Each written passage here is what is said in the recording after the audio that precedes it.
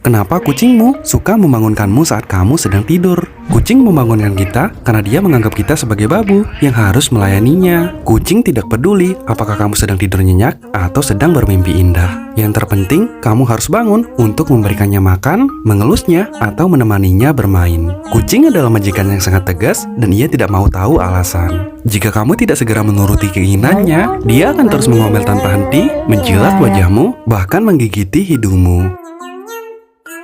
Kamu tidak punya pilihan selain mengikuti perintahnya, karena kucing akan terus menatapmu dengan tatapan yang mengemaskan yang membuatmu selalu luluh. Wah, gimana menurut kalian guys?